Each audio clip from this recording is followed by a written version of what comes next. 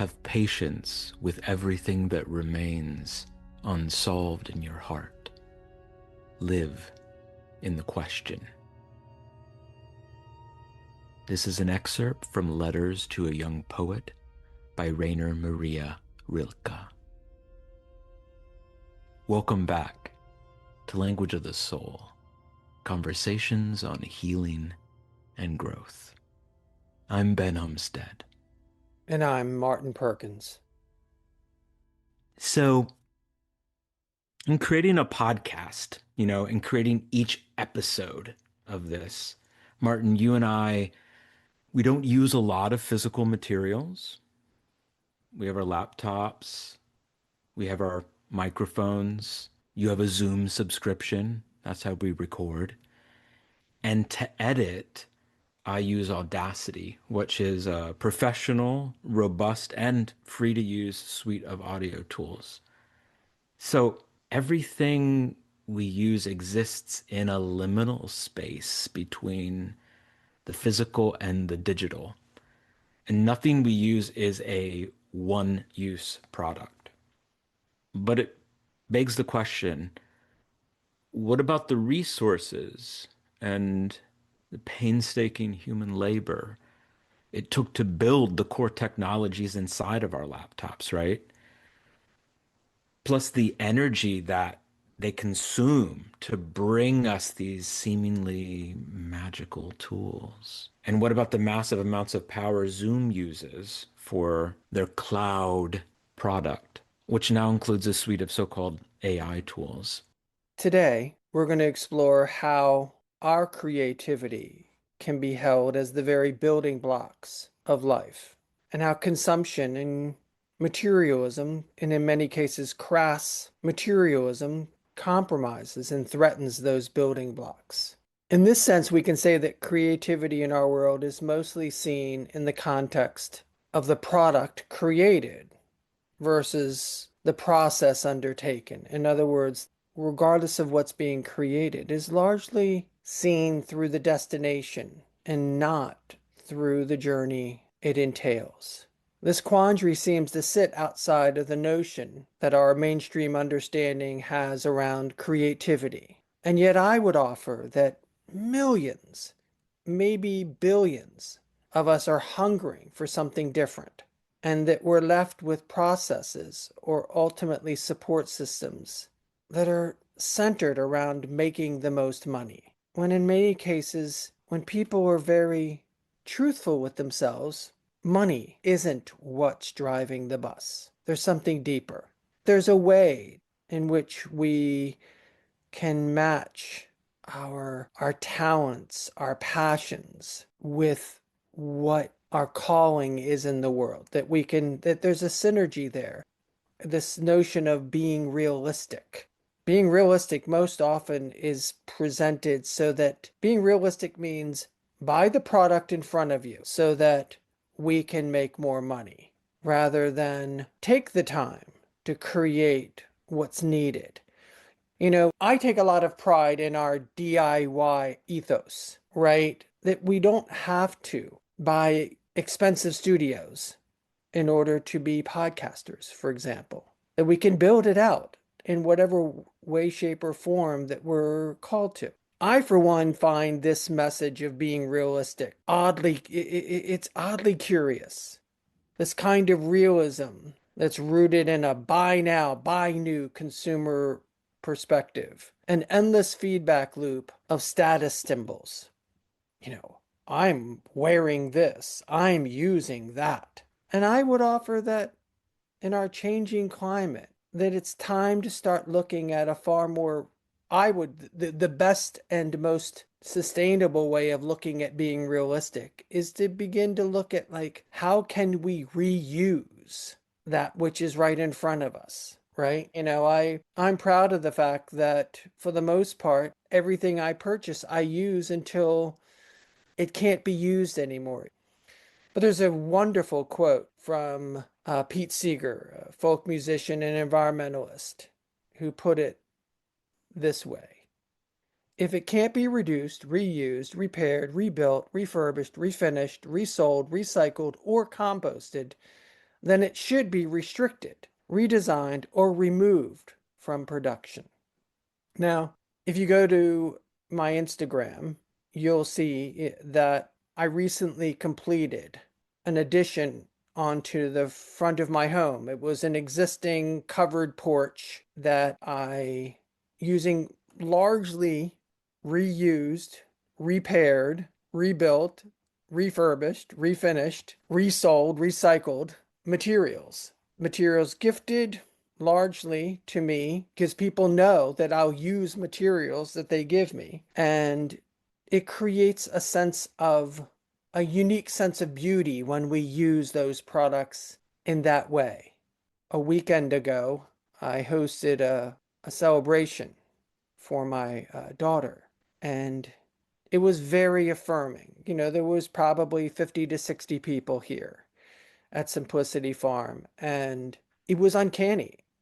I would say that at least half of the people who came, many of which had not been here in some cases at all, in other cases had not been here for many years, in some cases not since I initially moved in here nearly 20 over 20 years ago. And all of them commented on the beauty, the creativity that I had implemented in using these various materials. And it felt very affirming, and it felt a sense of community, a sense of social connection, of shared understanding of just how important it is that we take those moments, that extra time it takes to use materials that need not be waste or trash, you know. And it's exciting.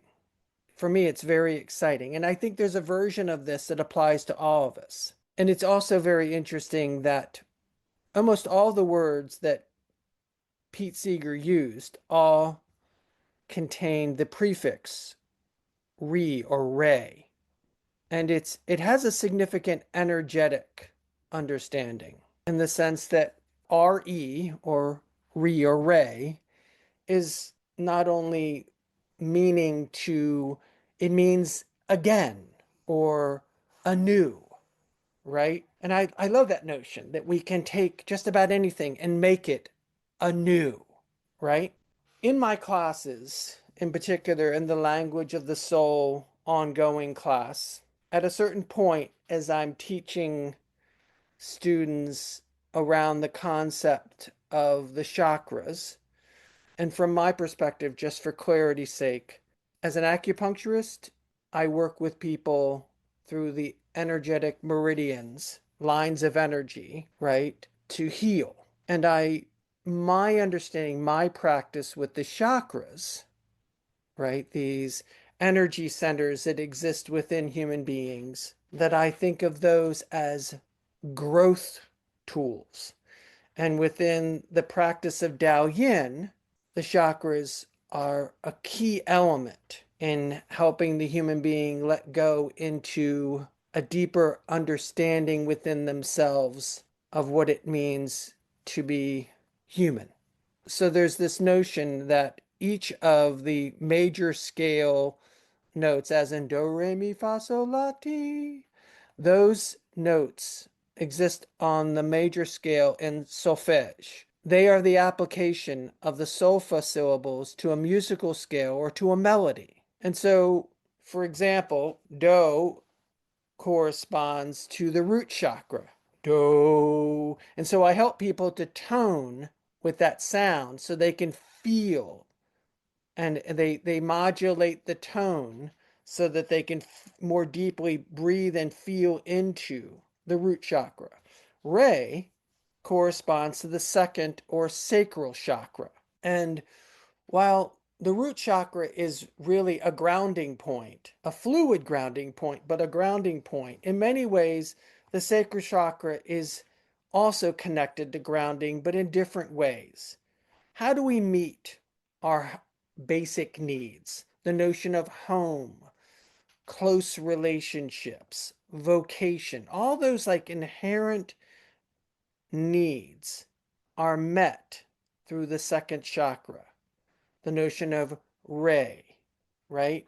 And so to me, it's no mistake that re, meaning to make anew, and the second chakra, the sacral chakra, they're connected vibrationally. It's a way to kind of breathe into this notion of how do we, because that's the one consistent thing we know about the world we exist in is that it's ever changing, right? The one real truth that's universal is that the world's always changing.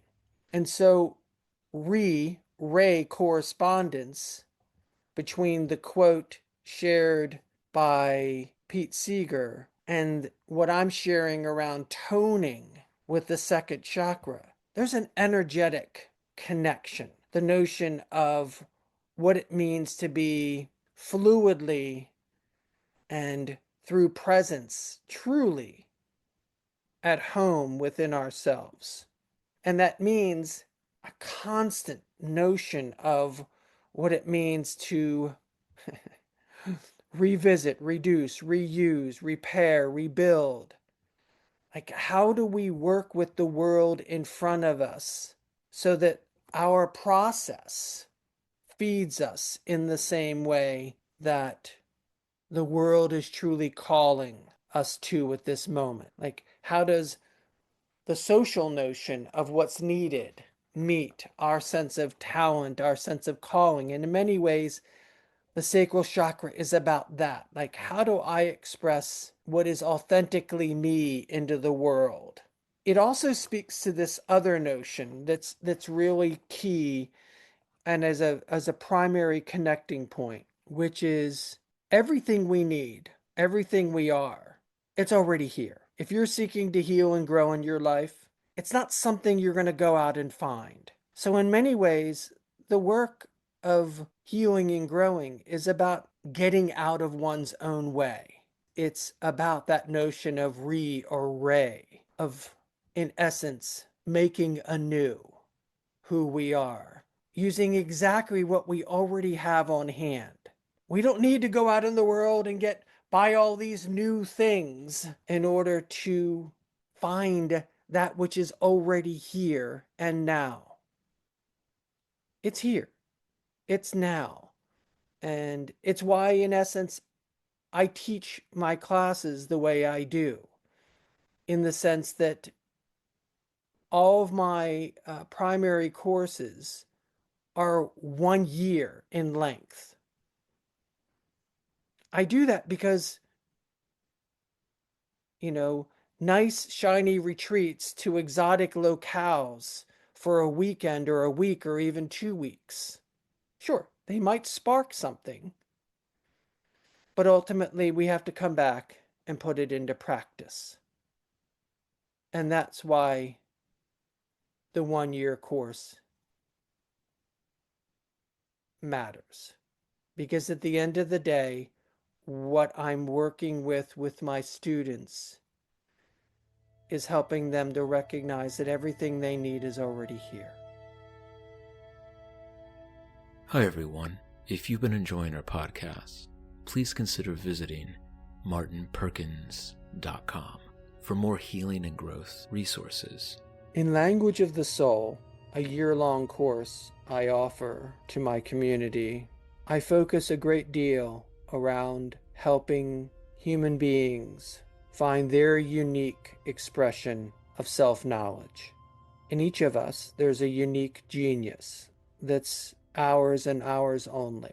My calling, my expression as a teacher is about helping my students find that unique genius within themselves. There's several ways of taking the course, and I encourage you to explore it if you're a human being seeking to know themselves more deeply. The course is available both online and in person. Option 1 to taking Language of the Soul is a shared learning format where you and a group of your peers meet online or in person. Option 2 is a one-to-one format of mentee and mentor with acupuncture sessions included, while option 3 is just the one-to-one mentor-mentee. In my herbal practice, I have been inspired to synthesize a number of approaches in order to serve my clients. At the core is cultivating a healthy microbiome. We begin there. We gather a depth of knowledge, body, mind, and spirit, so that herbal approaches can be offered in the needed order to address the present symptoms while also treating the root causes. To schedule a consult, you can visit the Herbs and Nutrition page. And now, back to the conversation. So, in turning towards how the consumerism, how our consumption of this translates into digital realms, in exploring this, I actually want to go back in time a little bit to the first industrial revolution. And I want to talk about the Luddites. So, this group, they were named after the renowned weaver Ned Ludd. The Luddites were members of an early 19th century movement of English textile workers and weavers, designers, makers of clothes, right? And they opposed the use of certain types of automated machinery. I think that that's very important. They opposed the use of certain types. And this was due to their concerns around working conditions, around pay, and output quality. Something that's really important to note about this group is that at the time, these very highly skilled textile workers, they lived comfortably. They took time and care in their work, and they had ample leisure time because they were paid well. Their craft was honored. Now, with the arrival of the advancements in technology within their industry, it's easy to imagine that the Luddites, that anyone really, any workers, would want their employers to respect them as the expert craftspeople that they were, right? That their employers would turn to them in terms of asking, how best can we utilize this technology? Now, we know that that was not the case, and things became very violent. I'm not going to go into the full history here because it moves away from where we really want to explore, but I want to make a note of that violence. Now, the violence that the Luddites supposedly brought on, a lot of it was actually towards machine breaking. In his 1970 history, titled The Luddites, Malcolm L. Thomas argued that machine breaking was one of a very few tactics that workers could use to increase pressure on employers, undermine lower paid competing workers, and ultimately create a sense of solidarity among workers. I quote Thomas now. These attacks on machines did not imply any necessary hostility to machinery as such. Machinery was just a conveniently exposed target against which an attack could be made. So this goes back to this belief that Luddites are anti-technology. They were not against their era's technological developments. They were against the powers that be in terms of controlling the means of production. This is one of those touchstone moments in how the world, how the human world became the way that it is. Not to mention just how this technology accelerated the Atlantic slave trade. I digress. I would offer that the Luddites' narrative has become a distorted, even dumbed down one, where certain kinds of criticism and discernment towards the use of tools is seen through the lens of industry and capital as blatantly anti-technology and thus wrong. And I know that in my heart, I see such use of criticism and discernment merely as being more caring and grounded and careful and realistic. It speaks to the common aspects that you've been talking about so far in this episode, Martin, right? So fast forward to our present moment within the fourth industrial revolution. We have to consider something that we mentioned early on in the episode, AI. What's happening with that? So these large scale language models of computing power are I mean, to put it simply, right? They are astronomically impressive, the speeds at which they computate information. So, especially when you consider something like curing diseases, just all the information of a particular genome of a particular disease, how it can look at that data, it feels like a watershed event in accelerating that process of curing cancers and other major diseases of our time.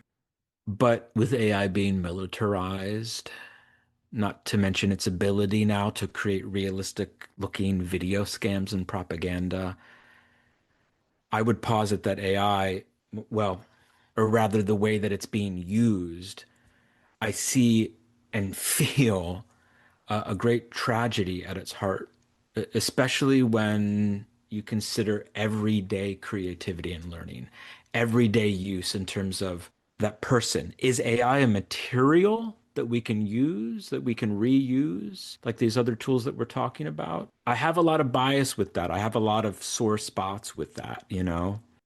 There are, as you referenced earlier, extraordinary ways in which AI can be applied to healing, addressing diseases.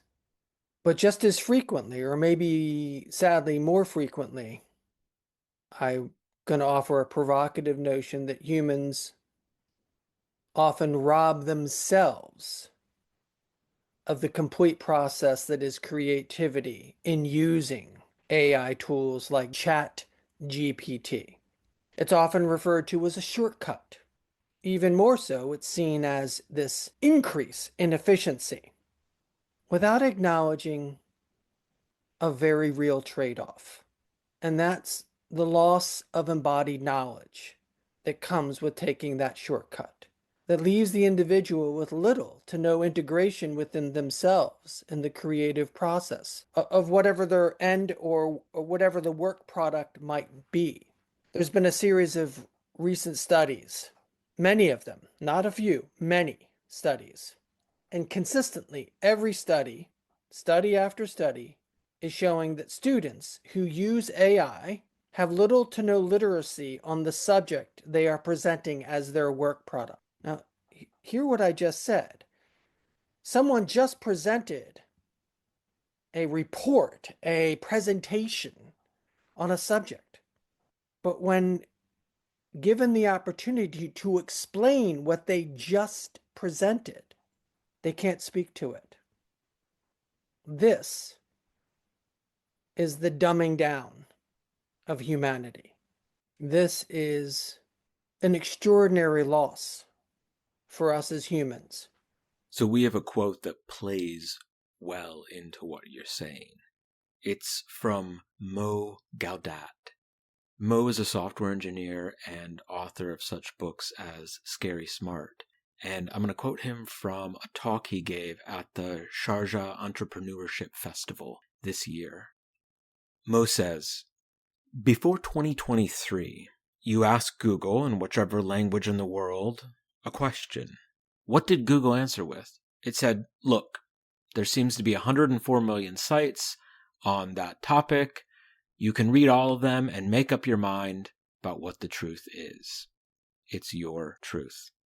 Then, he says, starting in 2023, you switch on Chat GPT.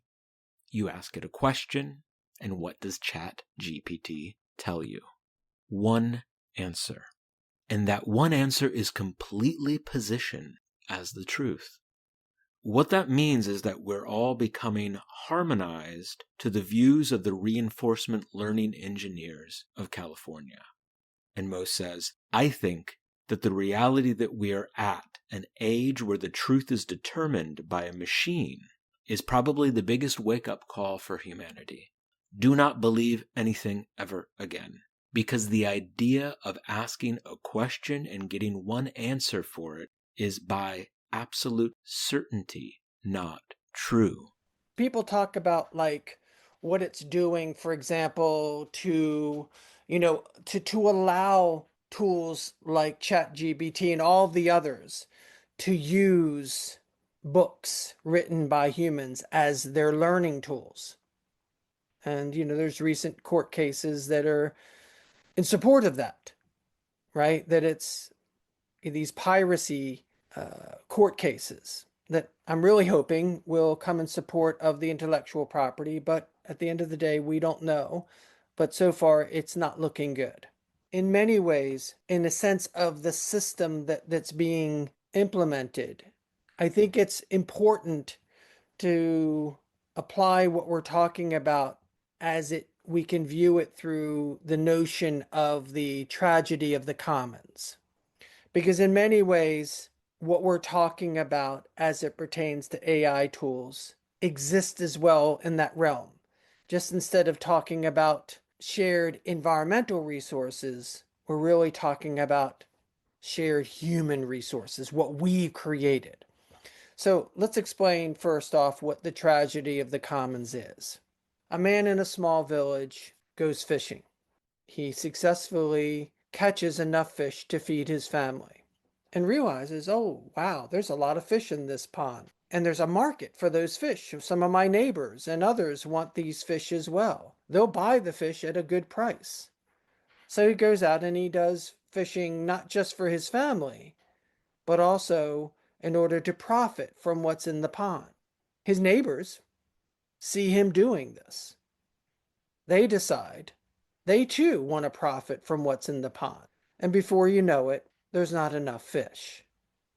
That's one lens through which we can see the tragedy of the commons. And for those interested in the roots of the concept, you can reference a couple different resources. The metaphoric term comes from the title of a 1968 essay by an ecologist named Garrett Hardin.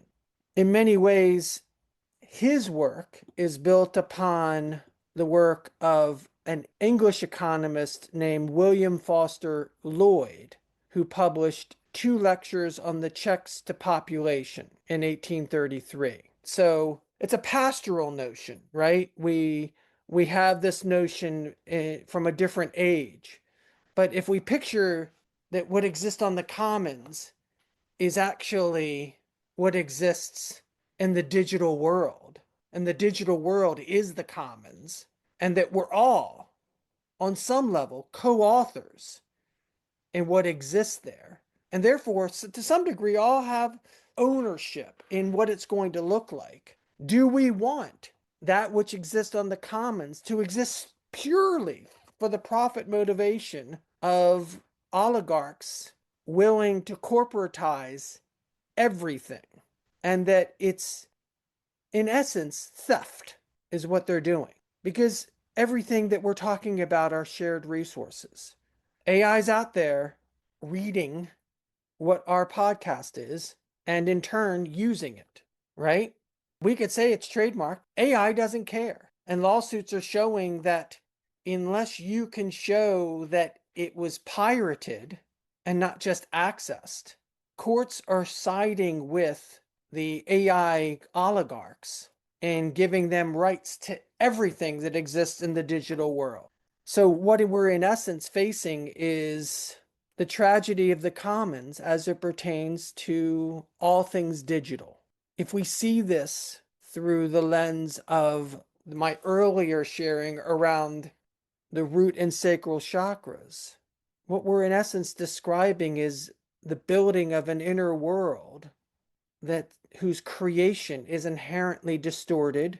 It's based on this notion that there's no responsibility that comes with anything that exists within the digital world. And so how do we address this, whether it be environmental or intellectual?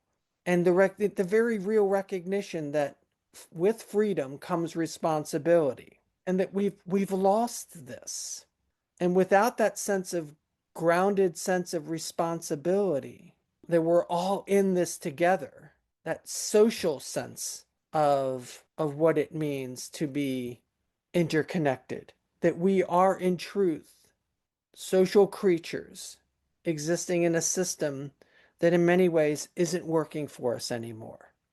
We've been exploring different aspects of the digital realm, the digital commons. And one aspect of this we haven't directly touched upon, but I feel like we've been inching towards this, right?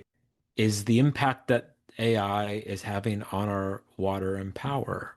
And being a resident in Virginia, where there are more AI data centers than anywhere else in the country, there are over 19,000 data centers in Virginia. This part of it really hits close to home. So, to give context to what a data center is, it's where all of this computing power, right? All the servers, essentially one giant computer is stored. And these centers, they drain massive volumes of water and energy for chillers and for cooling towers to prevent the servers from overheating. In a lot of ways, what we know about the human body, we've kind of expressed through our creation of machines, right? And now we're at the point where we're actually having to use a lot of resources that humans need for these machines. According to a report by Goldman Sachs, one chat GPT query, just one, uses nearly 10 times as much energy as a typical Google search. And then there's another study from the MIT Technology Review that talks about generating an image with AI and how that can use as much power as charging your smartphone. So there's this real quantifiable, really grounded understanding of how much actual energy is being put into this technology that's supposed to be this kind of miracle.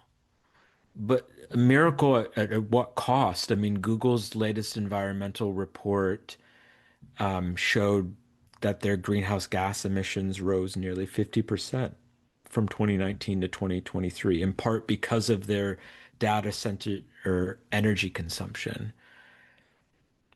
Meanwhile, estimates in 2019, and this is a little while ago, but it also does take time to build and collect this data and for humans to look at it and understand it.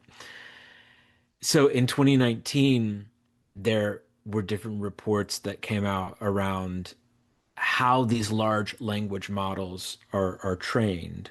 In that training, it can produce as much CO2 as the entire lifetime of five gas-powered cars. And so this is a matter of months that these language models are being trained. So all the tech companies and all the equity firms that invest in everything, right? They're looking for a miracle solution in order to reduce energy costs. And I think this is a big reason why the Trump regime wants coal powered plants and they want to drill, baby, drill, and all this stuff. But to bring it back home to me, in looking at a lot of the reports around what it would take in Virginia to rectify the data center situation, I was left aghast. Um, in short order, we as residents could get flipped the bill for rising energy costs, not our energy costs, but the data centers. And not to mention that limits could be put on our energy usage. There could be rolling blackouts for cities, for towns, for counties that are adjacent to these data centers because, you know, we all know it. Our power grid is outdated and it's overtaxed. So, I mean, in a lot of my sharing today, you can hear that frustration, but I would offer that what's deeper there is this righteous anger. And I would say it is righteous and making this discernment, especially considering the recent episodes and the recent conversations around anger. What is reactionary anger and what is righteous anger? I say this with righteous anger. This technology, as we have discussed today, but in no short order is blatantly mismanaged, It's without regulation, talk about freedom and responsibility, and ultimately without care for us humans. But to tie this back into what we've been exploring the last few episodes, all living beings on Earth. So well said, Ben. So well said. And I'm going to dive a little bit back into what you were sharing about Virginia. Here in Maryland, where there is a growing number of data centers, and Maryland's wanting to attract these data centers because it means tax income. As these centers grow, demand for electricity goes up. Supply is not going up with it. One of the basic premises of capitalism is as demand increases and supply remains stagnant, prices go up. And that's what's happened in Maryland. Over a year ago, based on a set of regulatory tools, the cost as a result of these data centers and other corporate uses of energy are going to radically increase the cost of energy beginning this summer in Maryland. And it's all because corporate interests are overriding our need for what exists within the commons, right? And there's a kind of poetic irony that exists in this sense around the notion of the environment intersecting with our inner lives, both being simultaneously threatened by AI. So many of us have turned our backs, and I'm not speaking for you and I, but I'm speaking for humanity as a whole. Humanity in its concern for comfort, in its concern for consumption and short term, often short sighted wants and desires, we've turned our backs on the earth. And in doing so, now with the help of AI, we've become, in essence, more stupid, less creative, and less connected. I'm going to repeat that because I want people to really hear how provocative yet true this statement is. That with the help of AI, we as humans are becoming more stupid, less creative, and less connected. In a digital world where connection shouldn't be an issue, and yet the corporatization of that digital world has made connection so toxic as to lead us down a road where, the lure of technology and, in essence, the loss of its initial promise. Because the initial promise of technology has always been to give humans more time and space to explore creative endeavor.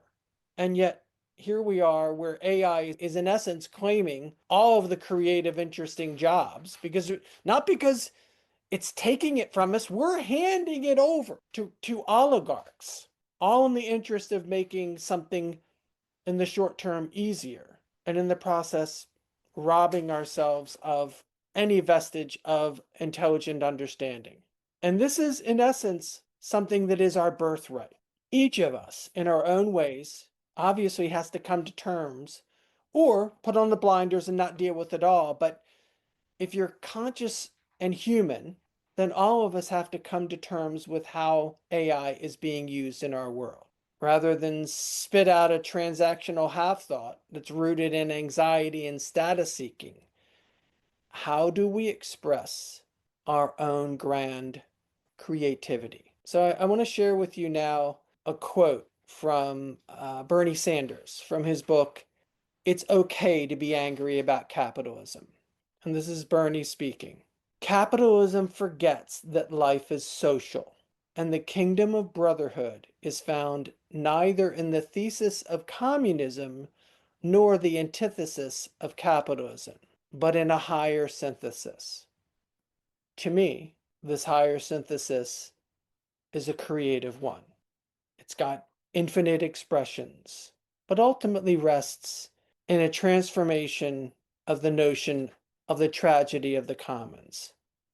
It lies in a sense of community where everyone's needs can be met first and foremost. And whatever it is that represents the spoils can be shared in ways, however imperfectly, that serve the whole, the commons. Idealistic? Maybe. And speaking for myself, its expression has found a meeting point deep within me where my talents meet my passion and expresses itself as something that's uniquely my own. It means being an acupuncturist, being a consciousness teacher. It means being a podcaster. It means building and creating with recycled, reused materials. It means writing books or a book at this juncture. In making these choices, yeah, it carries a risk because in many ways, I'm operating outside the culture's norms. Not necessarily in what I'm doing, but how I'm doing it. My DIY approach, my conscious awareness of how I'm doing this being the overarching imperative rather than its end result. And as a result, I inherently exist at the edges on every level. It means that because I'm not buying into so many of the society's imperatives, it means maybe we don't have as large an audience as we might have. Maybe there's not as many readers of the book because I'm self published, I'm self distributed. At the end of the day, I'm at peace with those results because the journey itself carries the authenticity of my own values. And I would offer to our audience, can you say that about your own life? And I'm seeking to provoke in saying that. Are you at peace with the choices that you're making? Whatever it might mean and however it might mean. Because if you're not, my offer to you is really quite simple. Take those steps to align how you're being in the world, how you're doing, how your choices and your actions have consequence. What stands might you make in this world around what it means to be yourself? Language of the Soul, Conversations on Healing and Growth is produced by Ben Umstead and Martin Perkins, with editing and music by Ben Umstead.